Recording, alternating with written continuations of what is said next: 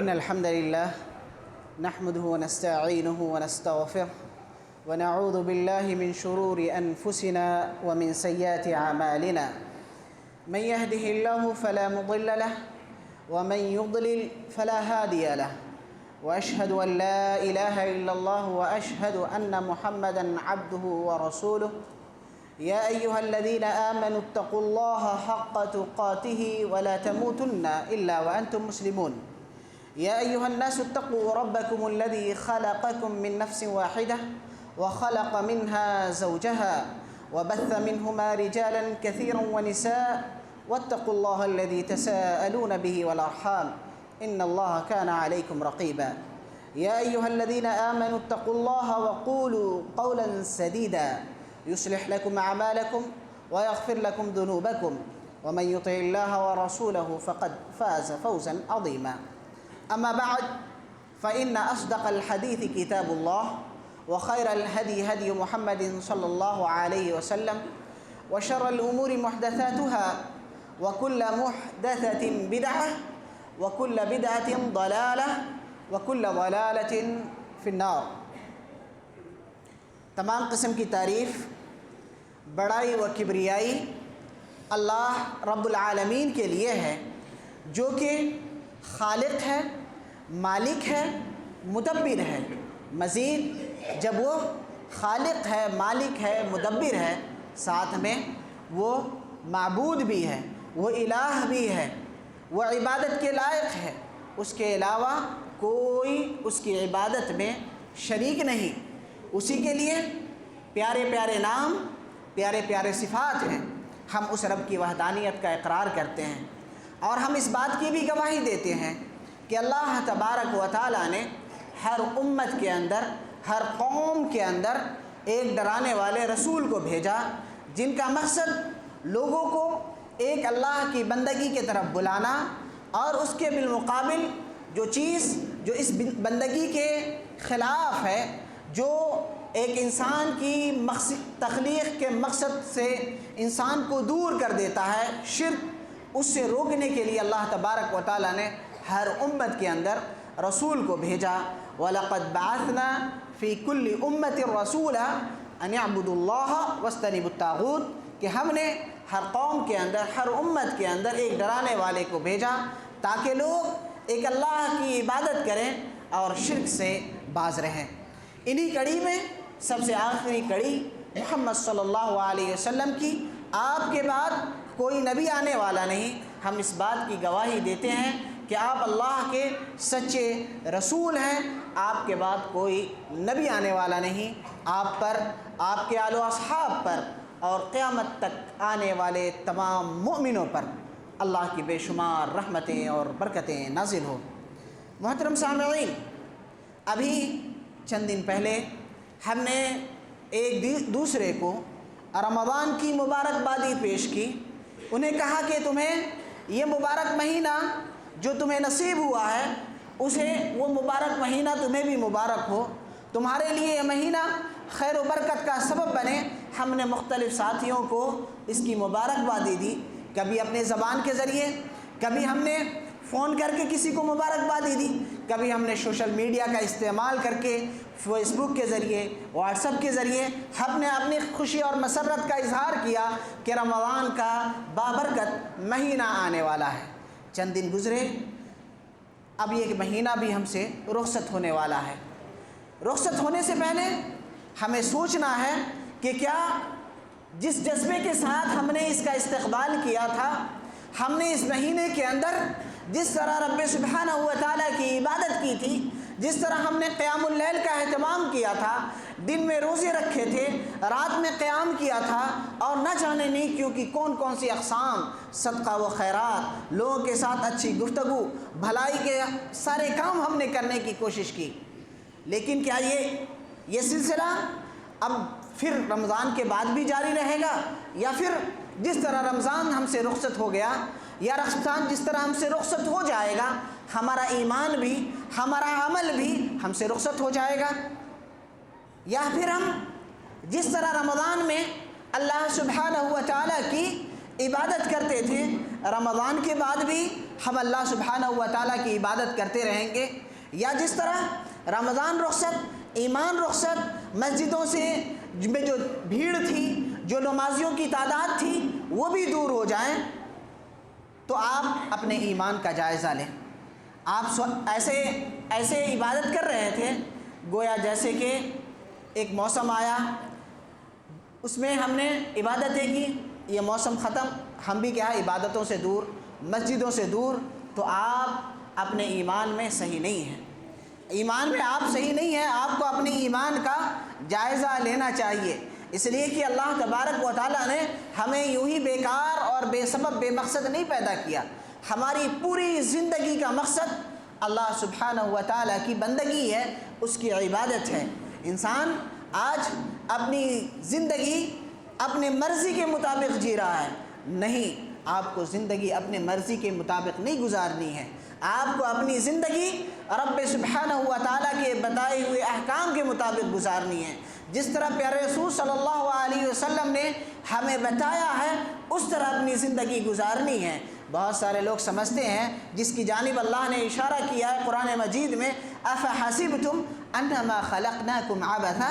وَأَنَّكُمْ إِلَيْنَا لَا تُرْجَعُونَ، کیا تم یہ سوچتے ہو، یہ تمہاری یہ سوچ ہے، تمہاری یہ فکر ہے، یا تمہارا اپنی جو زندگی گزار رہے ہو اس کے مطابق آپ نے آپ کے بارے میں آپ نے یہ تسلیم کر رکھا ہے کہ اللہ نے یوں ہی بیکار بے مقصد پیدا کر دیا، یہ دن رات، یہ سورج اور چاند اسی طرح چل رہے ہیں، ہماری زندگی بھی چل رہی ہے، بچپن، جوانی، بڑھاپا، پھر موت آئے گی، ہم چلے جائیں گے۔ نہیں، زندگی کا یہ مقصد نہیں ہے، بلکہ آپ کو آپ کی زندگی کا مقصد اللہ سبحانہ و تعالیٰ نے، جو آپ کا خالق ہے، مالک ہے، اور پوری کائنات کا مدبر ہے، پوری کائنات کا چلانے والا ہے، اس نے آپ کی زندگی کا مقصد بیان کیا کہ وَمَا خَلَقْتُ الْجِنَّ وَالْإِنسَ إِلَّا لِيَعْبُدُونَ، کہ ہم نے جن اور انس کی تخلیق، ہم انسانوں کو اللہ تبارک و تعالیٰ نے جو پیدا کیا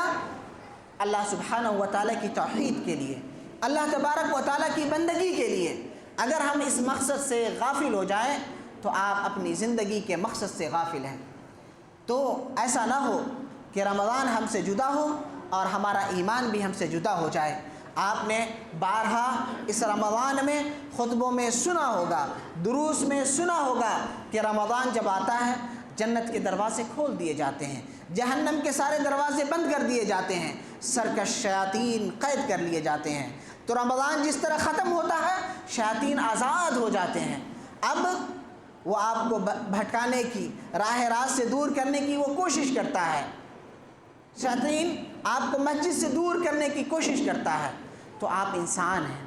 آپ انسان ہیں، پیارے رسول صلی اللہ علیہ وسلم کے امتی ہیں، آپ اپنے آپ کو مسلمان کہتے ہیں، صاحب ایمان کہتے ہیں، تو ایمان کا تقاضا صرف یہ نہیں کہ ہم اپنے آپ کو مسلمان کہہ دیں، ہم زبان سے یہ کہہ دیں لا الہ الا اللہ محمد رسول اللہ، مسلمان کہلائیں گے، نہیں۔ ایمان نام ہے زبان سے اقرار کرنے کا،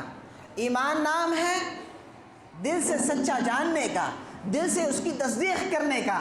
ایمان نام ہے عمل کر کے اس کو ثابت کرنے کا۔ اگر آپ صرف یہ سمجھتے ہیں کہ ہم اللہ پر ایمان رکھتے ہیں، رسول اللہ پر ایمان رکھتے ہیں، ہمیں عمل کی کوئی ضرورت نہیں، ہم تو جنت کے وارث ہیں، تو ایسی صورت میں آپ اپنے ایمان کا جائزہ لیں، اس لیے کہ ایمان میں عمل داخل ہے۔ اگر عمل سے آپ کی زندگی عاری ہے، عمل آپ کی زندگی میں نہیں پایا جاتا، تو آپ مسلمان نہیں ہیں،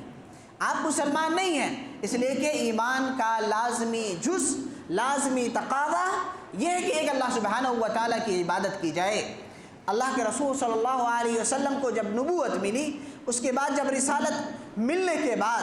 آپ نے جب دعوت و تبلیغ کا آغاز کیا، آپ نے اہل مکہ کو خطاب کر کے کہا قولوا لا الہ الا اللہ تفلحوا،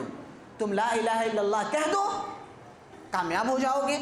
اگر صرف زبان سے کہنا مقصد ہوتا تو وہ اہل مکہ سمجھ رہے تھے زبان سے صرف کہہ دینا، طوطوں کی طرح رٹ کر بول دینا اگر یہ کافی ہوتا تو یہ کفار مکہ جو تھے کبھی آپ کی مخالفت نہ کرتے۔ انہوں نے کیا کہا اجعل الآلہۃ الہا واحدا، کیا اس محمد نے تو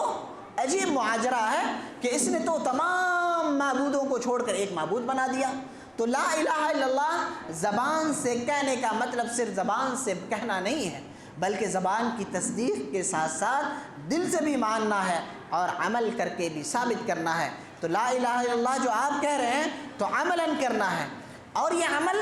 کسی خاص دن سے، کسی خاص ہفتے سے، یا کسی خاص رات سے، یا کسی خاص مہینے سے اس کا خاص تعلق نہیں ہے، یا اس سے محدود نہیں ہے کہ ہم فلاں دن میں جمعہ نماز پڑھ لیے ہم مسلمان کہلائیں گے، رمضان میں عبادت کر لیے ہم مسلمان کہلائیں گے۔ نہیں، عبادت کا تعلق آپ کی پوری زندگی سے ہے۔ جب سے آپ نے سانس لینا شروع کیا ہے اور جب آپ سن بلوغت کی عمر کو پہنچ چکے ہیں، تب سے سن بلوغت کے بعد سے لے کر آخری سانس لینے تک آپ اپنی زندگی اللہ اور اس کے رسول کے بتائے ہوئے طریقے کے مطابق گزاریں گے۔ رمضان ہم سے یقیناً رخصت ہو رہا ہے۔ اللہ تبارک و تعالیٰ کا یہ نظام ہے کہ دن آتے ہیں، رات آتی ہے، پھر اس کے بعد وہ چلا جاتا ہے، ہفتے آتے ہیں، مہینے آتے ہیں، پھر سال گزر جاتا ہے، صدیاں گزر جاتی ہیں۔ یہ رب سبحانہ و تعالیٰ کا نظام ہے اور یہ چلتا رہے گا۔ گزشتہ سال بھی رمضان آیا، اس سال بھی آیا، یہ گزرنے والا ہے، پھر آئے گا، کسے نصیب ہو نہ ہو اللہ عالم۔ لیکن ہماری عبادت کا سلسلہ منقطع نہیں ہونا چاہیے۔ رمضان ہم سے رخصت ہو رہا ہے، لیکن جس رمضان میں ہم اللہ سبحانہ و تعالیٰ کی عبادت کر رہے ہیں وہ رب ہم سے رخصت نہیں ہو رہا ہے۔ اللہ حی اور قیوم ہے، ہمیشہ رہنے والا ہے، اس رب کی ہمیشہ عبادت کرنی ہے۔ جس رمضان میں آپ اللہ سبحانہ و تعالیٰ کی عبادت کر رہے تھے وہ رمضان کا رب ہے، اسی طرح وہ شوال کا بھی رب ہے، شعبان کا بھی رب ہے، وہ رجب کا بھی ہے، وہ محرم کا بھی ہے، وہ جنوری کا بھی ہے، اپریل کا بھی ہے، مئی کا بھی ہے، جون کا بھی ہے۔ جتنے مہینے ہیں، جتنے ایام ہیں، جتنی راتیں ہیں، وہ تمام کا رب ہے۔ صرف رمضان کا تو رب نہیں ہے کہ ہم رمضان میں عبادت کر لیے ہماری چھٹی ہو گئی، ایسا نہیں ہے۔ آپ کو چھٹی نہیں ہے، چھٹی آپ کی نہیں ہے۔ جب تک آپ کی زندگی ہے، تب تک جب تک آپ سانس لے رہے ہیں اللہ تبارک و تعالیٰ کی آپ کو بندگی کرنی ہے۔ رمضان یقیناً آپ سے رخصت ہو رہا ہے، لیکن اللہ سبحانہ و تعالیٰ آپ سے رخصت نہیں ہو رہا ہے۔ رمضان رخصت ہو رہا ہے، رمضان کے جو فرض روزے ہیں وہ رخصت آپ سے ہو رہے ہیں، لیکن روزے آپ سے مکمل طور پہ رخصت نہیں ہو رہے ہیں۔ رمضان یقیناً رخصت ہو رہا ہے، لیکن صدقہ و خیرات جو آپ نے کیے ہیں یقیناً رمضان میں کیے ہیں، لیکن دوسرے جو صدقہ و خیرات ہیں، زکوٰۃ ہیں، وہ اس کا سلسلہ سالوں بھر جاری رہتا ہے۔ آپ نے یقیناً رمضان میں قرآن مجید کی تلاوت کی ہے، نزول قرآن کا مہینہ یقیناً آپ سے رخصت ہو رہا ہے، لیکن قرآن مجید آپ سے ہرگز رخصت نہیں ہو رہا ہے۔ تلاوت جو ایسے آپ نے رمضان میں کی، اسے پڑھنے کی، سمجھنے کی، اس کے مطابق زندگی گزارنے کی آپ نے رمضان میں یقیناً کوشش کی، رمضان کے بعد بھی یہ سلسلہ جاری رہنا چاہیے، اس لیے کہ رمضان رخصت ہو رہا ہے، آپ سے قرآن مجید رخصت نہیں ہو رہا ہے۔ تو اس بات کو سمجھنے کی ضرورت ہے۔ اگر آپ رمضان میں عبادت کر رہے ہیں پھر اس کے بعد رب سبحانہ و تعالیٰ کو بھول جا رہے ہیں، تو آپ کو اپنے ایمان کا محاسبہ کرنا چاہیے۔ آپ تقریباً ہر خطبے میں جو کیا ہے، خطبہ حاجہ میں جو 3 آیتیں پڑھی جاتی ہیں، اس میں پہلی آیت یا ایھا الذین آمنوا اتقوا اللہ حق تقاتہ ولا تموتن الا وانتم مسلمون، کہ تمہاری موت نہ آئے مگر اس حال میں کہ تم ایمان پہ ہو، مسلمان ہو۔ مسلمان اپنے آپ کو کہہ رہے ہیں تو مکمل زندگی آپ کی اسلام والی ہونی چاہیے، چند دنوں کے ساتھ نہیں ہونا چاہیے، مہینے کے ساتھ کہ ہم چلو عبادت کر لیے، چاہتے ہوئے بھی نہ چاہتے ہوئے بھی، کہ فلاں کیا کہیں گے، روزہ نہیں رکھیں گے، روزہ خور بن جائیں گے تو لوگ کیا کہیں گے، چلو ایک موسم آیا ہے، دنیا رکھ رہی ہے، ہم بھی رکھ لیں گے، تو پھر آپ کی ایسی عبادت کا کوئی فائدہ نہیں۔ اس لیے کہ اللہ تبارک و تعالیٰ کے نزدیک جو آپ کا بھوکا پیاسا رہنا اور آپ گناہوں سے باز نہ رہیں، لو کام سے باز نہ رہیں، بیکار کے کاموں سے دور نہ رہیں، تو اللہ تبارک و تعالیٰ کو ایسا بھوکا اور پیاسا رہنا ہرگز پسند نہیں ہے، ہرگز پسند نہیں ہے۔ آپ کیا ہے، اپنے جہاں پیٹ کا بھوک پیاس کا روزہ رکھتے ہیں، آپ گناہوں سے باز رہنے کا بھی روزہ رکھیں، اور یہ سلسلہ بعد میں بھی جاری رہنا چاہیے۔ اور آپ نے روزے رکھے ہیں، یقیناً روزے رکھے ہیں، بھوک و پیاس کو آپ نے برداشت کیا ہے، لیکن یہ اگر اخلاص سے خالی ہے تو اجر سے آپ محروم ہیں۔ اس لیے کہ آپ نے یہ حدیث بارہا سنی ہوگی کہ اللہ کے رسول صلی اللہ علیہ وسلم نے فرمایا من صام رمضان ایمانا واحتسابا غفر له ما تقدم من ذنبه ومن قام رمضان ایمانا واحتسابا غفر له ما تقدم من ذنبه ومن قام ليلة القدر ایمانا واحتسابا غفر له ما تقدم من ذنبه، جس نے رمضان کے روزے ایمان اور احتساب کی نیت سے، ایمان پر اللہ پر ایمان اور یقین رکھتے ہوئے، اللہ سے ثواب کی امید کے ساتھ اگر اس نے روزے رکھے، اسی طرح اللہ پر ایمان رکھتے ہوئے ثواب کی امید کے ساتھ اس نے قیام رمضان کا اہتمام کیا، اسی طرح اس نے اللہ پر ایمان رکھتے ہوئے احتساب اجر کے ساتھ، اللہ سے اجر کی امید کے ساتھ اگر اس نے قیام اللیل میں آخری عشرے میں اس نے کیا ہے قیام کا اہتمام کیا، لیلۃ القدر میں قیام کا اہتمام کیا، اس کے پچھلے سارے گناہ معاف فرما دے گا۔ کتنا عظیم اجر اور ثواب کا اللہ تبارک و تعالیٰ نے وعدہ کیا، اور آپ کے لیے جنت میں اسپیشل دروازے تیار کر کے اللہ تبارک و تعالیٰ نے رکھا، جو جنت کے 8 دروازے ان میں آپ روزے داروں کے لیے رکھا۔ تو ہمیں چاہیے کہ ابھی ایک دن بھی جو باقی ہے اس میں بھی ہم اللہ تبارک و تعالیٰ سے سچی توبہ کریں، اللہ کی طرف رجوع کریں، اللہ سے اپنے گناہوں کی مغفرت طلب کریں۔ اگر آپ نے سچے طور پہ طلب کیا، اللہ سے مغفرت طلب کی، تو اللہ تبارک و تعالیٰ یقیناً آپ کی گناہوں کو معاف فرما دے گا۔ اللہ کے رسول صلی اللہ علیہ وسلم کی حدیث ہے کہ اللہ تبارک و تعالیٰ ہر روز رمضان کے دن میں، ایک روایت میں ہر رات، ہر دن، اور ایک دوسری روایت میں ہر افطار کے وقت بہت سارے بندوں کو جہنم سے آزادی نصیب کرتا ہے۔ اور یہ معاملہ رمضان کے ہر دن ہوتا ہے، ہر رات ہوتا ہے، ہر افطاری کے وقت ہوتا ہے۔ تو آپ کے لیے جہنم سے آزادی مل جائے، جنت کا پروانہ مل جائے، تو یہ آپ کی کامیابی نہیں ہے، یقیناً آپ کی کامیابی ہے۔ اس لیے کہ اللہ تبارک و تعالیٰ نے فرمایا فَمَنْ زُحْزِحَ عَنِ النَّارِ وَأُدْخِلَ الْجَنَّةَ فَقَدْ فَازَ، کہ جسے جہنم سے بچا لیا جائے، جنت میں داخل کر دیا جائے، وہ شخص کامیاب ہے۔ تو آپ کی حقیقی کامیابی یہ ہے کہ آپ نے جو رمضان میں روزے رکھے، اللہ کی طرف آپ رجوع کریں، اس سے سچی توبہ کریں، انسان ہونے کے ناطے آپ سے جو کوتاہیاں ہوئی ہیں اللہ کی طرف اللہ کی طرف رجوع کریں، اللہ سے معافی تلافی کریں کہ انسان ہونے کے ناطے بشری تقاضے کی وجہ سے ہم سے کچھ کوتاہیاں ہوئی ہوں گی، اے پروردگار ہماری ان کوتاہیوں کو تو درگزر فرما۔ انسان جب اللہ کے سامنے اپنی معافی لے کر جاتا ہے، اللہ کے سامنے درگزر طلب کرنے جاتا ہے، گناہوں کی مغفرت طلب کرنے جاتا ہے، استغفار کرتا ہے، تو گویا انسان اپنے آپ کو اللہ کے سامنے اپنے آپ کو عبد ثابت کر رہا ہوتا ہے کہ میں اللہ کا بندہ ہوں۔ اگر وہ استغفار سے عاری ہے، وہ استغفار نہیں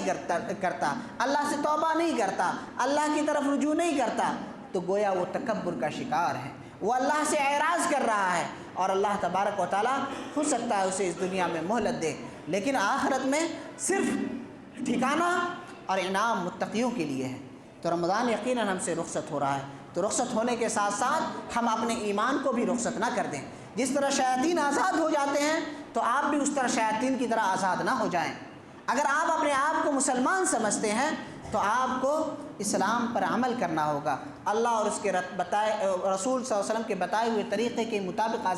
آپ کو زندگی گزارنی ہوگی۔ اگر آپ یہ سمجھتے ہیں کہ میں انسان نہیں، میں شیطان ہوں، میں شیطان ہوں، شیطان کی پیروی کرنے والا ہوں، شیطان کی باتوں پہ چلنے والا ہوں، تو ہم آپ کو آزاد کہتے ہیں۔ کیا آپ اب آزاد ہیں؟ چاند نکلتے ہی آپ آزاد ہیں، اب جو چاہیں جیسی چاہیں زندگی گزاریں، آپ اب آزاد ہیں۔ لیکن آپ اپنے آپ کو شیطان تو نہیں مانتے، آپ انسان ہیں نا، آپ اپنے آپ کو شیطان تو نہیں مانتے، تو ایسی صورت میں آپ آزاد نہیں ہیں، آپ آزاد نہیں ہیں۔ آپ اللہ اور اس کے رسول کے بتائے ہوئے طریقے کے مطابق زندگی گزاریں گے تو آپ کا کمانا، آپ کا چلنا، آپ کا پھرنا، اپنے گھر والوں پہ خرچ کرنا، یہاں تک کہ آپ کا سونا بھی عبادت قرار پائے گا۔ تو ان تمام چیزوں کو سمجھنے کی ضرورت ہے۔ اور جب رمضان آپ سے رخصت ہو رہا ہے تو ساتھ ساتھ آپ کو جو شرعی تعلیمات ہیں، کیا ہے، جس طرح آپ نے رمضان شروع ہوتے ہی آپ نے جن چیزوں کو اختیار کیا، جن کے مطابق اپنی زندگی اور اپنی رمضان کو گزارنے کی کوشش کی، اسی طرح اس کے رخصت میں بھی اللہ تبارک و تعالیٰ نے ہمیں کچھ تعلیمات دیے ہیں، ہمیں اس کا خیال کرنا چاہیے۔ جیسے جب اب رمضان آپ سے رخصت ہو رہا ہے تو ہمیں اللہ کے رسول اللہ تبارک و تعالیٰ نے ہمیں جن چیزوں کی تعلیم دی کہ جب آپ چاند دیکھ لیں، جب آپ چاند دیکھ لیں تو اس کے بعد اللہ تبارک و تعالیٰ کی کبریائی بیان کریں، اللہ تبارک و تعالیٰ کی کبریائی بیان کریں، جیسا کہ اللہ تبارک و تعالیٰ نے ہمیں روزوں کا حکم دینے کے بعد پھر اس کے بعد کہا وَلِتُكْمِلُوا الْعِدَّةَ وَلِتُكَبِّرُوا اللَّهَ عَلَى مَا هَدَاكُمْ وَلَعَلَّكُمْ تَشْكُرُونَ کہ اللہ تبارک و تعالیٰ تم سے چاہتا ہے کہ تم اس کی کبریائی بیان کرو، اور جس چیز کی اللہ تبارک و تعالیٰ نے تمہیں توفیق دی ہے اس پر کیا ہے تم اللہ کی کبریائی بیان کرو اور اللہ کا شکر ادا کرو۔ تو ہم انسان ہیں، ہم نے اللہ کے لیے روزے رکھے، پورا مہینہ روزہ رکھا، عبادتیں کی، اللہ کی توفیق سے ہم نے یہ سارے خیر کے کام کیے۔ اب اللہ تبارک و تعالیٰ کا آپ شکریہ کے طور پہ کبریائی بیان کریں، تکبیرات بیان کریں۔ جب آپ شوال کا چاند دیکھ لیں تو پھر اس کے بعد کیا ہے کثرت سے تکبیرات کہتے رہیں اس وقت تک جب تک کہ کیا ہے امام نماز پڑھانے کے لیے نہ آ جائے، نماز پڑھنے تک، عید کی نماز پڑھنے تک آپ کیا ہے کثرت سے تکبیرات پڑھا کریں۔ یہ اللہ کے شکریہ کے طور پہ ہے، اس لیے کہ اللہ کی توفیق نہیں ہوتی، اللہ کی طرف سے آپ کو کیا ہے اس بات کی ہدایت نہیں ملتی کہ آپ روزہ رکھیں تو آپ روزہ نہیں رکھ پاتے۔ کوئی بھی خیر کا کام کر رہے ہیں وہ اللہ کی توفیق سے ہوتا ہے، تو لہذا اس عبادت کی تکمیل پہ آپ اللہ کا شکر ادا کریں، اللہ کا شکر ادا کریں۔ اور ایسے موقع پہ اللہ تبارک و تعالیٰ آپ کو انعامات سے نوازتا ہے۔ آپ نے یہ حدیث سنی ہوگی کہ للصائم فرحتان، فرحۃ عند فطرہ و فرحۃ عند لقاء ربہ، کہ روزے دار کے لیے دو خوشیاں ہیں، ایک اس کے افطار کے وقت اور ایک رب سبحانہ و تعالیٰ کے وقت جب وہ ملاقات کرے گا اس وقت۔ تو افطار کے وقت اس کے دو معنی ہیں کہ صبح سے شام تک وہ بھوکا پیاسا رہتا ہے، گناہوں کے کاموں سے باز رہتا ہے، شام کے وقت وہ انواع و اقسام کی نعمتوں کو دیکھتا ہے، وہ پھر اپنی عبادتوں کی تکمیل کو دیکھتا ہے کہ الحمدللہ اس نے تمام قسم کی معصیتوں سے باز رہ کر، کھانے پینے سے باز رہ کر، وہ تمام چیزیں جو اس کے روزے کے لیے کیا ہے رکاوٹ کا سبب بن سکتی تھی، جو اس کے روزے کو فاسد کر سکتی تھی، وہ اس سے باز رہا، اس نے عبادت بحسن خوبی انجام دی، انسان کو اس وقت فرحت و مسرت محسوس ہوتی ہے۔ اور دوسرا معنی کہ اس نے مکمل پورا رمضان روزہ رکھا، اب کیا ہے روزہ نہیں ہے، افطار کا وقت ہے، اب وہ کھا پی سکتا ہے، دن میں بھی کھا سکتا ہے، رات میں بھی کھا سکتا ہے، اس کے لیے کوئی قید نہیں ہے۔ الحمدللہ اس نے مکمل مہینے کے روزے صحت کے ساتھ رکھے، اس نے رب سبحانہ و تعالیٰ کی جانب سے جو اس پہ یہ عبادت فرض کی گئی تھی اس نے رکھا، تو اس خوشی پر انسان کو فرحت محسوس ہوتی ہے، اس عبادت کی تکمیل پر اسے خوشی محسوس ہوتی ہے۔ اور حقیقی اور عبدی خوشی جب اللہ سبحانہ و تعالیٰ سے قیامت کے دن ملے گا، وہ اپنے روزے کا اجر و ثواب پائے گا، جو اللہ تبارک و تعالیٰ نے جو اس کے انعام سے نوازا ہوگا، یہ روزے جو اس کے حق میں سفارش کریں گے، یہ قرآن کی تلاوت جو اس کے حق میں سفارشی بنے گا، یہ تمام نعمتوں کو دیکھ کر، یہ تمام نیکیوں کو دیکھ کر اسے جو مسرت اور خوشی اور شادمانی ہوگی اس پر وہ بہت خوش ہوگا۔ تو آپ سوچ سکتے ہیں کہ قیامت کے دن جب انسان نیکیوں کو ترسے گا، لوگ اس دن بہت سارے چہرے کیا ہے غمزدہ ہوں گے، کچھ چہرے حشاش بشاش ہوں گے، مسکرا رہے ہوں گے، وہ قیامت کا ہولناک منظر میں کیا ہے ہر لوگ پریشان ہوگا، وہاں آپ کے چہروں پہ مسکراہٹ ہوگی، تو کتنی خوشی اور شادمانی کی بات ہوگی، ہے نا؟ تو یہ روزہ اتنا بڑا انعام ہے۔ تو آپ کیا ہے یہ روزہ رخصت ہو رہا ہے، رمضان رخصت ہو رہا ہے، تو آپ کو اللہ نے یہ توفیق بخشی، یہ نعمت بخشی، یہ زندگی عطا کی کہ آپ نے اس مہینے میں مکمل عبادت کی، اس پہ آپ کو اللہ کا شکریہ ادا کرنا ہے۔ پھر اس کے بعد کیا ہے آپ کو عیدگاہ نکلنے سے پہلے جو آپ پر ایک فریضہ ہے، جو ایک واجبی شے ہے، اس کو آپ کو ادا کرنا ہے۔ عیدگاہ جانے سے پہلے آپ کو اس فریضے کی ہر حال میں ادائیگی کر دینی ہے، اور وہ ہے صدقۃ الفطر۔ صدقۃ الفطر ہر آدمی کی طرف سے، مرد ہو، عورت ہو، بچہ ہو، جوان ہو، چاہے اس پر روزے ابھی فرض ہوئے ہوں نہ ہوئے ہوں، ہر ایک کی جانب سے جن کے پاس ایک دن کی غذا موجود ہے، ان تمام کی جانب سے ان پر بھی کیا ہے اس کا ادا کرنا ضروری ہے۔ اگر کوئی آدمی ایسا ہے جو محتاج ہے، وہ صدقہ فطر نہیں دے سکتا، زکوٰۃ فطر نہیں دے سکتا، اگر اسے پاس زکوٰۃ کے جو اناج آتے ہیں، جو غلے آتے ہیں، اسے جمع کر لینے کے بعد ان میں سے وہ کیا ہے صدقۃ الفطر ادا کرے گا، اس میں سے صدقۃ الفطر ادا کرے گا، اس کے لیے بھی ضروری ہے۔ یعنی یہاں مالدار کی غریب کی کوئی تمیز نہیں کی گئی ہے۔ اور یہ کیوں ہے؟ یہ کیوں ہم صدقۃ الفطر ادا کرتے ہیں؟ ایک تو کیا ہے کہ بشری تقاضے کی وجہ سے، انسان ہونے کے ناطے، انسان ہیں، غلطیوں کے پتلے ہیں، یقیناً روزے میں کوتاہی ہوئی ہوگی، روزوں میں کمیاں ہوئی ہوں گی۔ آپ اللہ کے سامنے صدقہ فطر ادا کر کے آپ کیا ہے پیش کر رہے ہیں کہ اللہ ہم سے جو بھی کوتاہیاں ہیں اللہ تو اسے معاف کر دے۔ طہرۃ للصائم، یہ روزے داروں کی پاکیزگی کا ذریعہ ہے۔ اور دوسری چیز یہ اللہ کے لیے شکرانے کے طور پہ ہے کہ ہم نے روزے رکھے، مکمل مہینے روزے رکھے، عبادتیں کی، اب اللہ شکرانے کے طور پہ ہم کیا ہے غریبوں اور حاجت مندوں کو یہ دیتے ہیں کہ یہ عید کے دن کیا ہے اناج اور غلے کے لیے گھروں گھروں میں نہ پھیرا کریں۔ اور تیسرا سبب بیان کیا گیا طعمۃ للمساکین، مسکینوں کو کھانے کے ذریعہ ہے، مسکینوں کے کھانے کے لیے ہے، عید کے کپڑے کے لیے نہیں، دوسرے جوڑوں کے لیے نہیں، بلکہ ان کے کھانے پینے کے لیے ایک ذریعہ بنایا گیا۔ تو آپ اگر اس صدقہ فطر کو منظم طریقے سے صحیح طریقے پہ پوری ہندوستان میں نکالا جائے اور اسے صاحب مستحق جو لوگ ہیں انہیں دے دیا جائے، واللہ انہیں سال بھر کوئی اناج خریدنے کی ضرورت پیش نہیں آئے گی۔ اگر آپ اسے منظم طور پہ صحیح طور پہ نکال کے ضرورت مندوں کو دے دیں، سال بھر انہیں غلہ اور اناج کی خریدنے کی ضرورت نہیں پیش آئے گی اور مسلمان پریشان نہیں ہوں گے۔ تو اس بات کی ضرورت ہے کہ اسے منظم طریقے سے اس کو نافذ کیا جائے۔ اسی طرح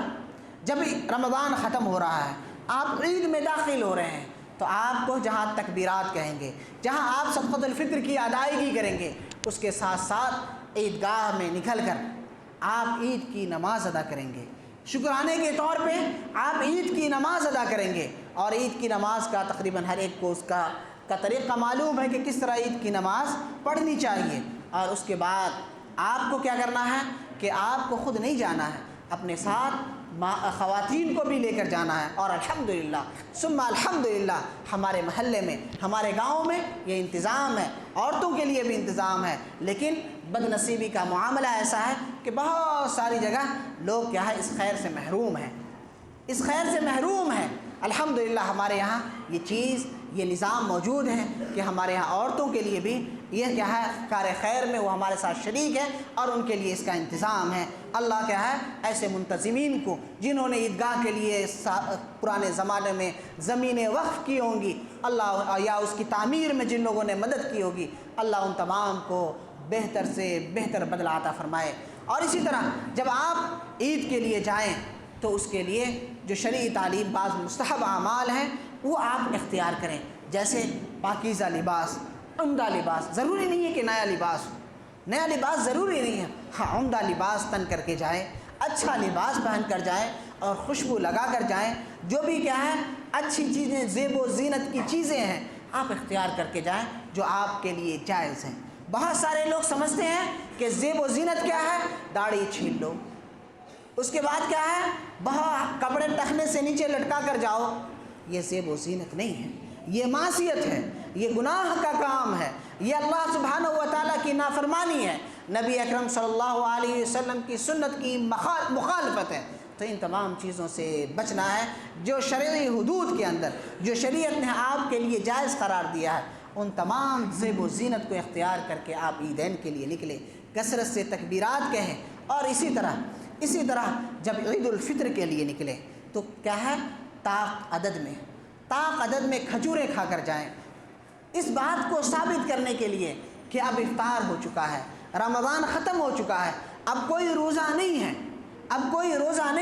آپ پیارے رسول صلی اللہ علیہ وسلم کی اقتدا کرتے ہوئے طاق عدد میں کھجوریں کھا کر آپ عید الفطر کے لیے نکلے، جیسا کہ اللہ کے رسول صلی اللہ علیہ وسلم نے اس کی تعلیم دی ہے۔ اور اسی طرح آپ آدمی چاہے خصوصاً عورتوں کے سلسلے میں ہیں کہ وہ عید کے لیے جائیں تو عبادت کے لیے جائیں، اللہ کے نے جو اسے توفیق بخشی ہے روزہ رکھنے کی، وہ اس کے شکریہ کے لیے جائیں، عبادت کے لیے جائیں، زیب و زینت کے لیے نہ جائیں۔ وہ کیا ہے بازار کا اڈا نہیں ہے، وہ کیا ہے نمائش کی جگہ نہیں ہے، وہ اپنے لباس کی نمائش کی جگہ نہیں ہے، وہ عبادت کی جگہ ہے، شکرانے کی جگہ ہے۔ رب کے سامنے آپ اللہ کی بندگی کے لیے جاتے ہیں، وہ نمائش کی جگہ نہیں ہے۔ تو ہماری جو مائیں اور بہنیں ہیں جو عیدگاہ نمائش کے لیے جاتے ہیں، بے پردہ جاتے ہیں، تو انہیں سمجھنے کی ضرورت ہے کہ جو گلی کوچے کے جو آوارہ قسم کے لوگ ہیں ان کی نگاہیں آپ پہ پڑتی ہیں، تو یقیناً آپ مسلمان خواتین ہیں، آپ کو اللہ تبارک و تعالیٰ نے عزت بخشی ہے، شرف بخشا ہے، آپ کو کیا ہے باحجاب اور باپردہ بنایا ہے، تو آپ اسے تار تار نہ کریں۔ آپ جائیں، عیدگاہ جائیں، یقیناً جائیں، عبادتیں کریں۔ وہ عورتیں جن پر کیا ہے عید کی نماز فرض نہیں ہے، یعنی وہ بیمار ہیں، ان کے ایام مخصوصہ چل رہے ہیں، ایسے لوگ عورتیں بھی جائیں گی، نوجوان عورتیں بھی جائیں گی، نئی نویلی دلہنیں بھی جائیں گی، کوئی بھی ہو سب جائیں گے، عبادت میں شریک رہیں گی۔ لیکن کیا ہے جو ناپاک ہیں، جن کے ایام چل رہے ہیں، وہ مصلی سے نماز کی جگہ سے الگ رہیں گی، لیکن وہ دعاؤں میں شریک رہیں گی۔ یہ تمام چیزوں کا آدمی کو خیال رکھنا چاہیے۔ اور ہم جس ملک میں رہتے ہیں یہاں ہم تنہا نہیں رہتے ہیں، یہاں غیر قومیں بھی ہوتی ہیں، تو ان کے سامنے اپنا ایک نمونہ پیش کرنا ہے۔ کوئی ایسی حرکت نہ ہو جو ہماری کیا ہے بدنامی کا سبب بنے کہ مسلمان ایسے ہیں، ان کے معاملات ایسے ہیں، ان کی زبانیں ایسی ہیں، یہ کیا ہے ہر جگہ گندگی کر کے جاتے ہیں۔ ایسا معاملہ نہیں ہونا چاہیے۔ ہم اپنے قول سے، ہم اپنے عمل سے کیا ہے ایک اچھا نمونہ اور کردار پیش کریں۔ اگر ہم اچھا نمونہ پیش کریں گے تو کہیں گے دیکھو مسلمانوں کا تہوار کتنا امن و سکون والا ہے، یہ کیا ہے لاٹھی اور ہتھیار لے کر نہیں چلتے، ان کا مذہبی تہوار اس طرح کا نہیں ہوتا ہے، بڑے سکون والا ہوتا ہے، بڑے اطمینان والا ہوتا ہے۔ اگر کوئی اللہ نہ کرے کبھی کوئی ایسے معاملات ہو جائیں تو آدمی اس کو بہتر طریقے سے معاملات کو کیا ہے حل کرنے کی کوشش کریں۔ جذباتی ہونے کی ضرورت نہیں ہے، ہندوستان کے حالات سے ہر کوئی باخبر ہے،